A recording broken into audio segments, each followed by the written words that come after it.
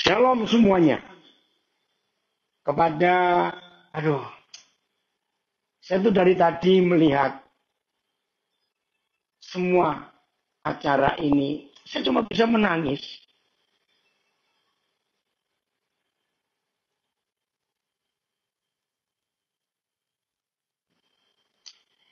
Kalau kita mendengar kata lembaga pemasyarakatan, kita mendengar kata rumah tahanan, kita mendengar LP anak, kita mendengar lapas perempuan. Saya percaya semua kita pasti mikir yang jelek, mikir yang negatif. Karena tidak ada seorang pun di dunia ini yang pernah menginginkan bisa tinggal di tempat itu.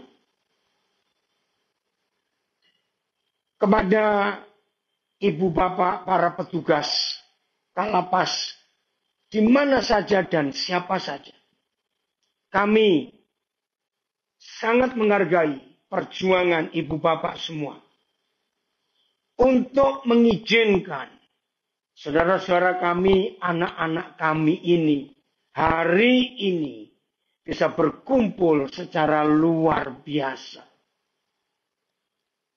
Saudara, peristiwa hari ini belum pernah terjadi di negara mana saja di dunia. Perhatikan. Yang terjadi saat ini tidak pernah terjadi di negara manapun di dunia. Selain di negara yang kita cintai ini. Negara Kesatuan Republik Indonesia. Perhatikan ini. Ini dahsyat luar biasa. Coba tolong dihitung berapa ratus lapas dan rutan dan LP anak yang ikut bergabung saat ini. Peristiwa ini terjadi yang pertama. Memang karena Bapa di surga. Dalam nama Tuhan Yesus Kristus. Yang kita rayakan kedatangannya. Tapi Tuhan pakai banyak orang. Saya nggak bisa sebutkan satu persatu. Tapi sebelum kita merenungkan firman Tuhan. Saya ingin. Ya karena saya tahu ada banyak yang baru pertama kali ikut ibadah via Zoom sosial media ini. Pak Andreas Nurmandala adalah seorang yang luar biasa. Maaf kalau saya pakai kalimat ini, dia juga pernah menjadi narapidana di daerah Sumatera. Nah, selama dia ada di dalam berapa banyak tahun yang lalu, dia itu merasakan betapa susahnya, betapa sulitnya, betapa beratnya hidup di dalam tempat, ya Ali, upaya. Di dalam tempat yang tidak enak seperti itu. Nah, di dalam penjara itu, maaf ya Pak Andreas, saya pakai kata, di dalam penjara itu, Tuhan menemui Pak Andreas secara pribadi. Nah, saudara, ketika keluar dan bebas menjalani waktu hukumannya, Andreas itu kepikir bagaimana dia bisa jadi berkat untuk banyak saudara rekan-rekan yang masih ada di dalam. Akhirnya dia mendirikan yayasan. Nah, yayasan ini yang kita pakai untuk buat acara ini. Pandemik datang awal 2020. Kembali Pak Andreas itu mikir bagaimana susahnya yang di dalam kalau tidak dikunjungi keluarga. Ini pikiran Pak Andreas waktu itu, saudara. Karena pandemik, semua LP rutan, LP anak, LP perempuan di seluruh Indonesia, bahkan dunia, tertutup. Tidak boleh ada orang luar masuk, takut. Bisa bayangkan, kalau satu orang di dalam kena COVID, bagaimana petugas, bagaimana yang lain, bagaimana keluarga. Ketika COVID makin merajalela, Pak Andreas punya hati. Ini kan banyak yang ingin dikunjungi. Juga ingin, aduh pokoknya susah, nggak mungkin. Saudara, kira-kira bulan April akhir 2020. Pak Andreas mulai kepikir, bagaimana kalau kita ibadah via Zoom. Nah, jadi awalnya ini akhir April 2020. Nah, saudara, waktu itu setiap Senin, Rabu, Jumat. Ya, kalau Senin, Rabu kami kumpul jam 9 WIB, kalau Jumat jam 8.30 WIB. Kenapa kalau Jumat 8.30 WIB? Karena saudara kita yang lain akan sholat. Nah, ketika ibadah online ini berlangsung dari 2020, 2021, 2022. Saudara, saya mau saksikan seminggu 3 kali. Lagi sekali terima kasih kepada ibu bapak para petugas lapas di mana saja yang mengizinkan anak-anak kami, saudara-saudara kami, warga binaan bisa selalu hadir via online. Tadi kalau saudara lihat, setiap kali ada chatting, lapas Lokngah Aceh hadir. Lapas ini hadir, lapas itu hadir. Saya itu menangis. Tolong Pak Filipus hitung ada berapa ratus yang bisa gabung. Lagi sekali saya katakan kepada para petugas, ibu bapak para petugas, di mana saja yang mengizinkan anak-anak kami, saudara kami ini setiap Senin, Rabu, Jumat pagi untuk hadir, belajar, mengenal Tuhan lebih dalam. Sebagai warga binaan, masing-masing warga binaan dengan agamanya masing-masing wajib dibina. Nah, saudara, saya mau beri kesaksian. Aduh, awal-awal itu ya, setelah 2020, 2022, 2023, ceritanya lain. Tapi di 2020 dan 2021, ketika semua masih lockdown, masih tutup, nggak bisa ada kunjungan. Saudara, ternyata online ini, via Zoom ini, bisa mempertemukan, dengarkan. Oh, ada mama yang karena satu kasus menjalani masa hukumannya, yang nggak bisa ketemu anaknya, nggak bisa ketemu suaminya. Tapi via Zoom mereka ketemu.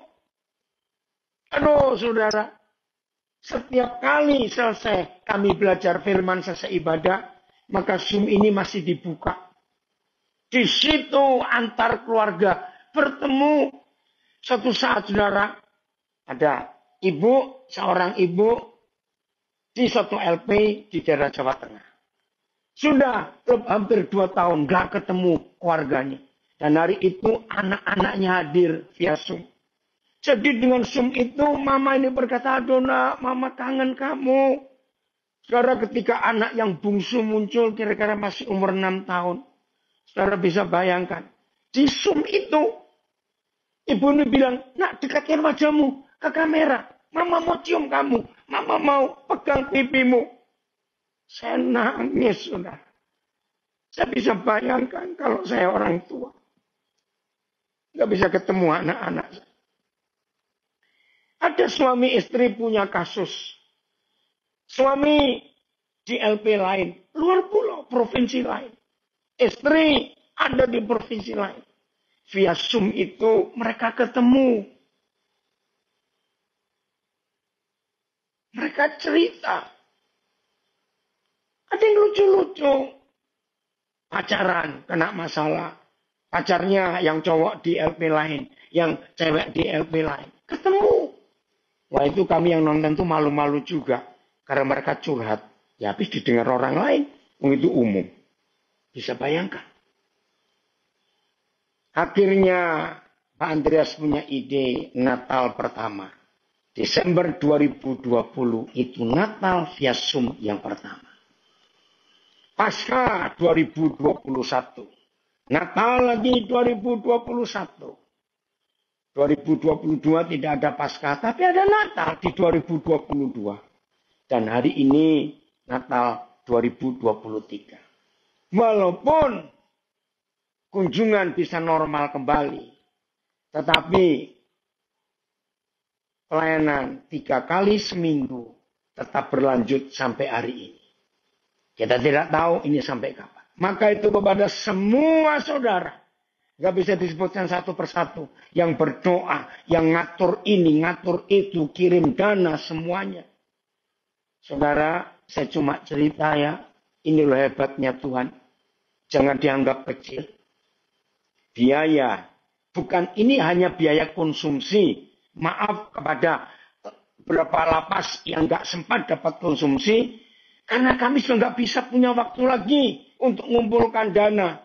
Sehingga hari ini ada berapa LP, maaf, yang gak dapat konsumsi. Aduh, maafkan kami. Karena sudah lama kami nunggu, cepat berapa warga binaan. Saudara, maaf, saya cuma sebut angka. 500 juta lebih untuk memberi konsumsi kepada semua kita. Bayangkan dari Merauke sampai ke Sabang. Ada sekian puluh ribu yang disiapkan makanan. Murah.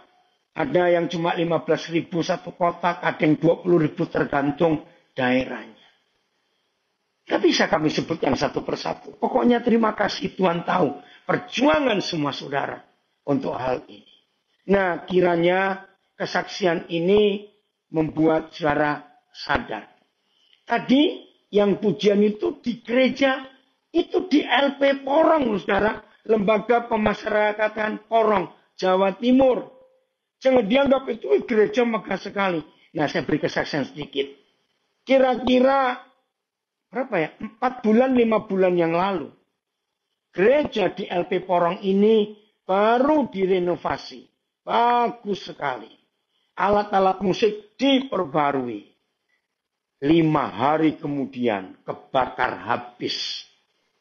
Gedung gereja yang bagus itu, alat musik habis. Aduh, waktu kami mendengar itu sedih sekali. Tapi tidak tahu bagaimana cara Tuhan bekerja. Dalam waktu yang gak sampai sebulan, gedungnya berdiri lagi lebih bagus daripada yang kebakar. Dan kita lihat tadi, itu bukan di gereja luar, itu di dalam penjara. Maaf, saya pakai kalimat ini. Saya mau baca ayat yang pertama untuk Natal ini. Roma 8 ayat 1. Ya, saya sedang live, ya, ini di Gereja Bethel Indonesia, LGF, Love God, Love Family, di daerah Pluit, Jakarta Utara. Terima kasih untuk Bapak Gembala dan semua staf yang memberi kesempatan untuk gedungnya kita pakai, kami pakai dan fasilitas ini, semuanya sosial medianya juga. Dan di sini ada beberapa saudara yang ngikuti juga. Rata-rata dari Serpong ini datang ke Pluit. Udah? Roma 8 ayat 1. Saya baca di mana ya? Bisa ditayangkan? Nah, biarlah firman ini menyadarkan kita semua. Tunggu, saya cari tayangannya di mana. Filipus, bisa ditayangkan? Belum ada. Tunggu.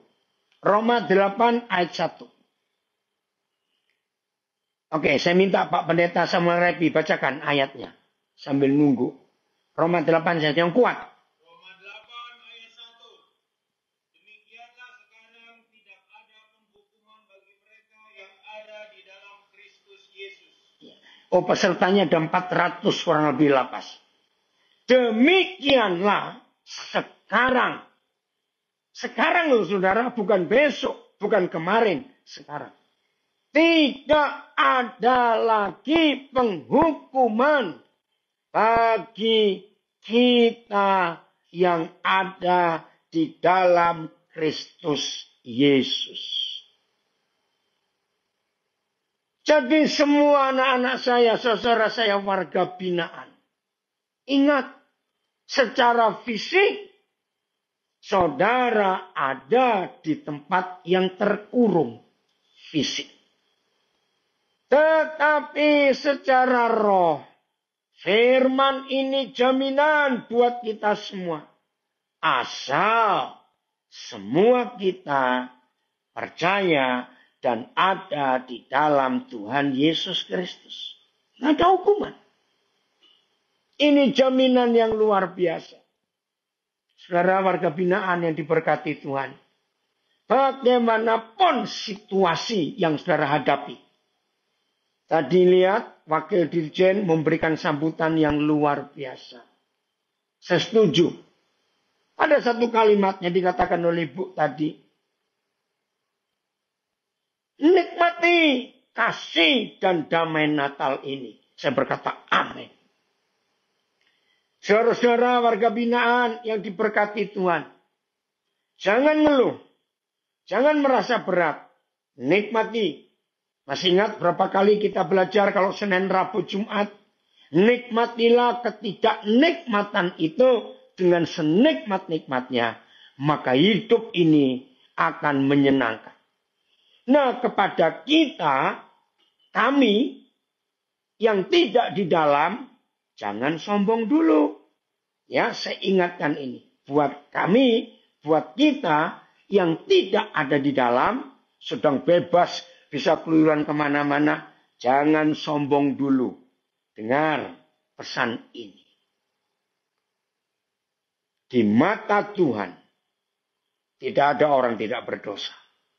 Di mata Tuhan, tidak ada orang yang tidak ada orang benar kalau nggak dibenarkan oleh kematian kebangkitan Tuhan Yesus.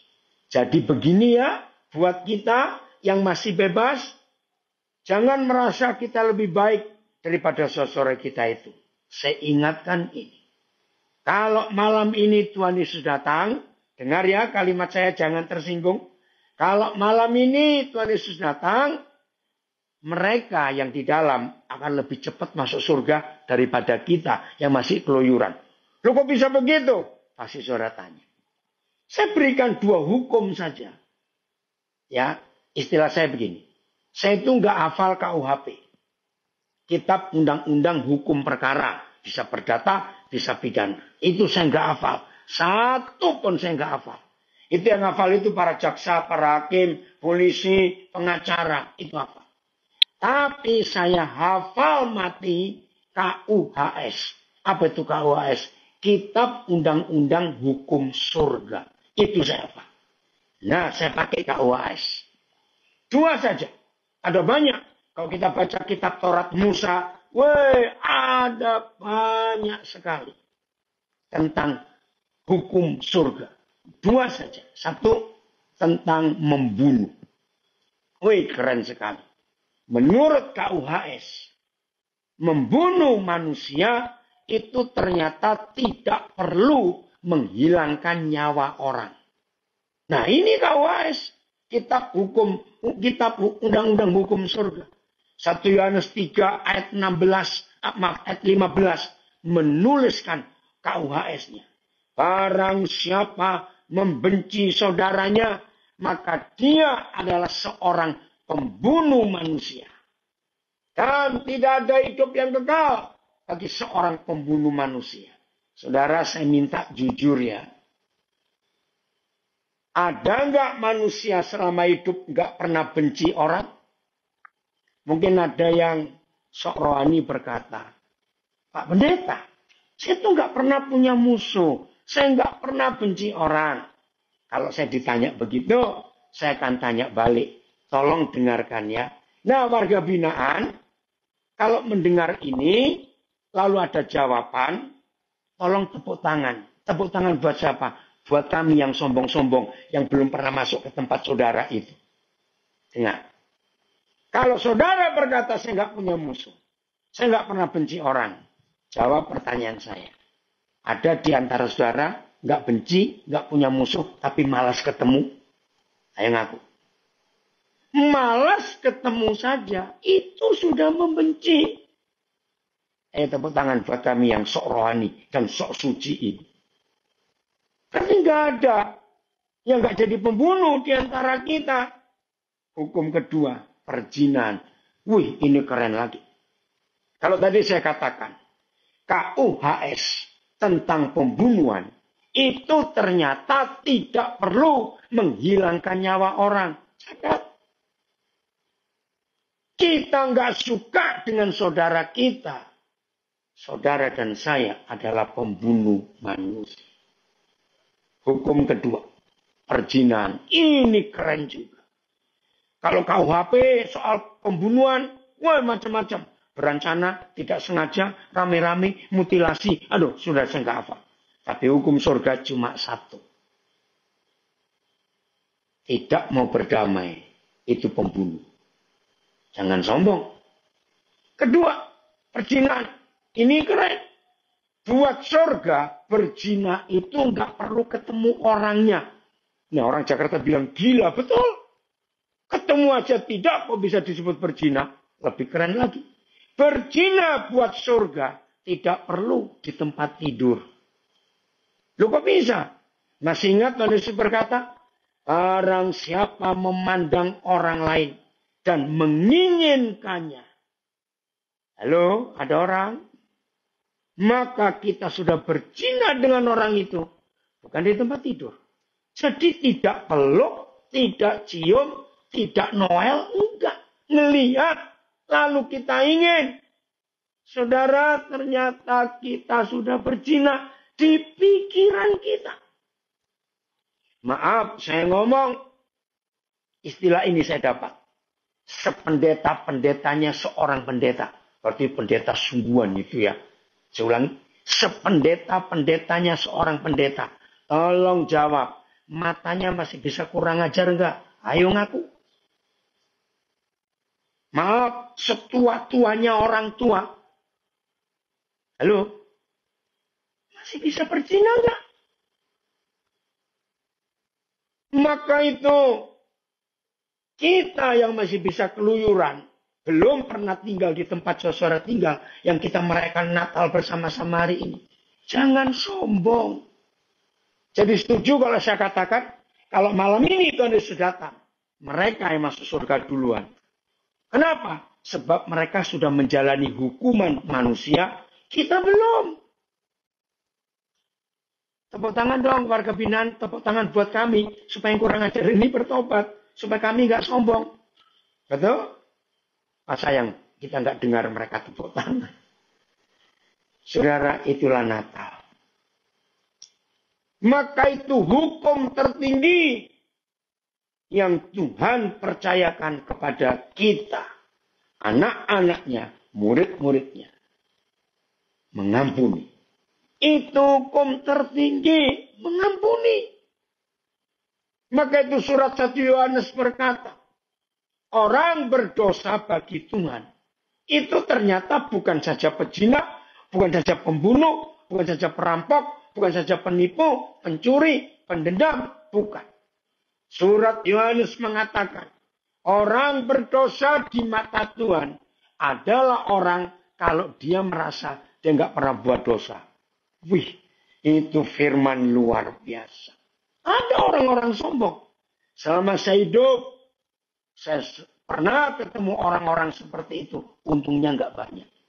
Jadi orang seperti itu, kalau diingatkan salahnya dan dibuktikan salahnya, pasti kalimatnya gini, oh maksud saya nggak begitu tadi.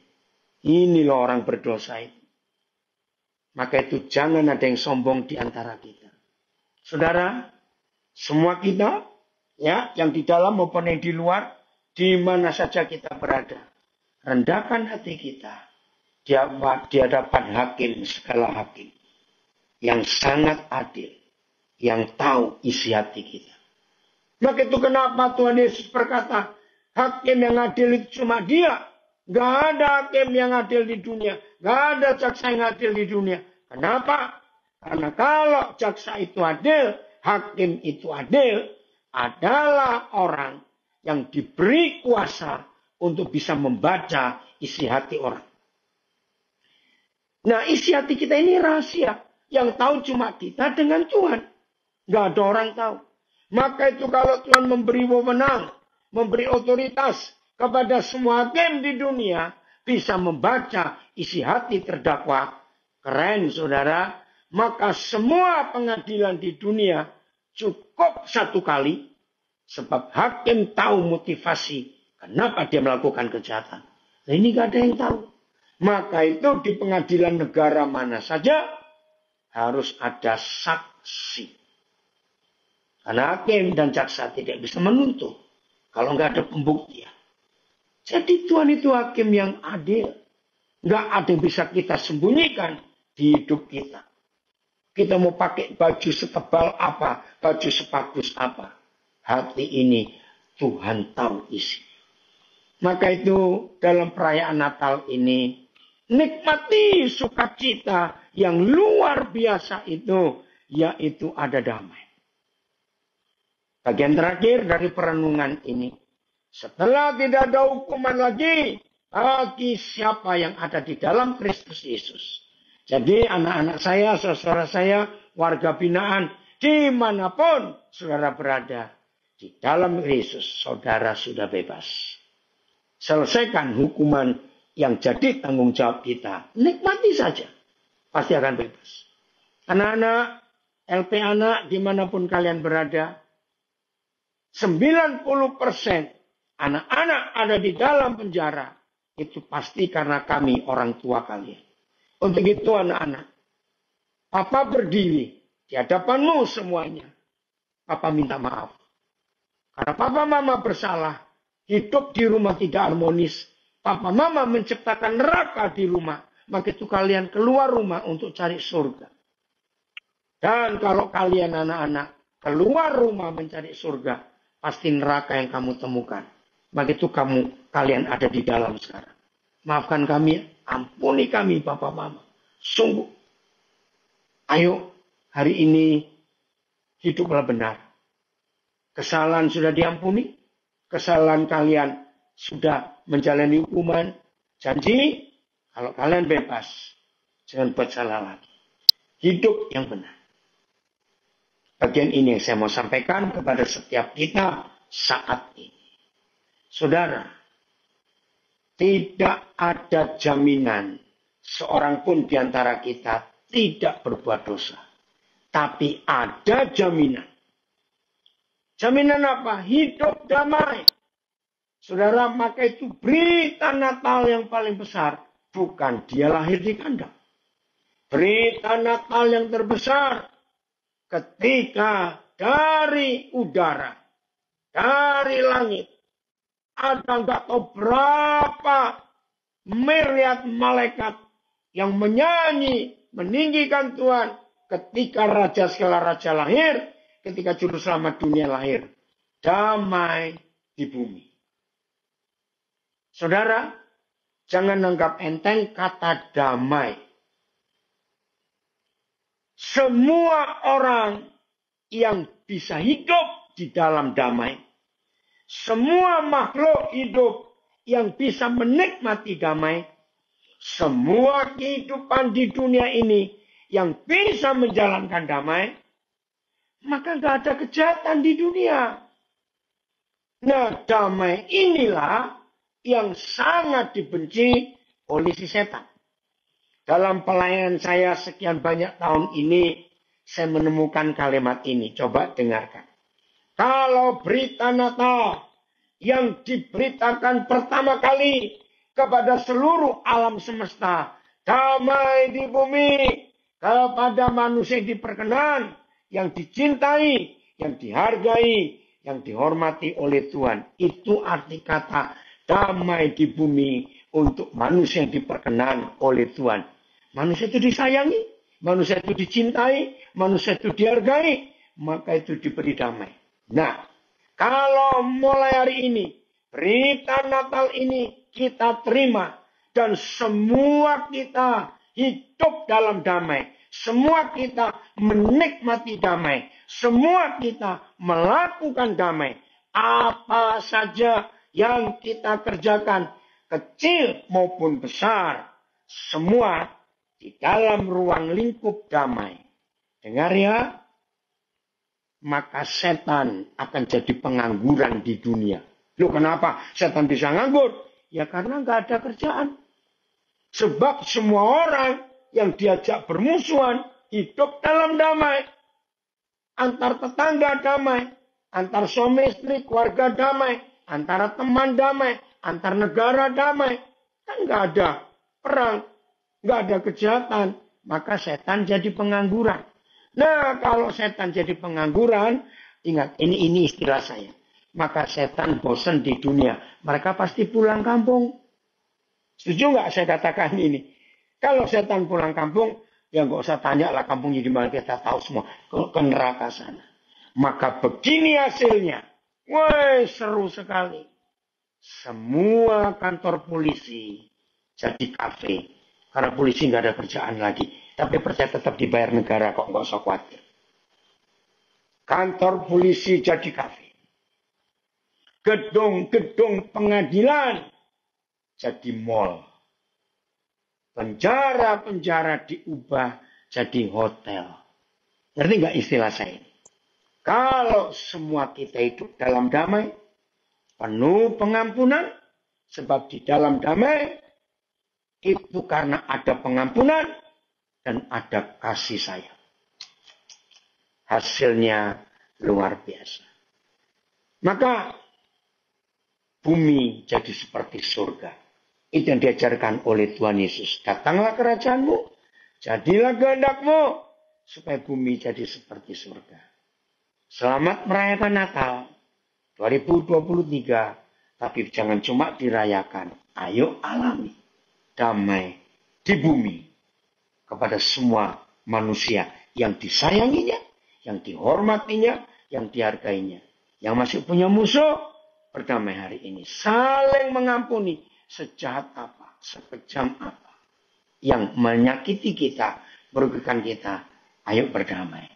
Jadi kiranya kata damai tidak hanya jadi sebutan, jadi ucapan di bibir, tapi damai itu betul-betul damai.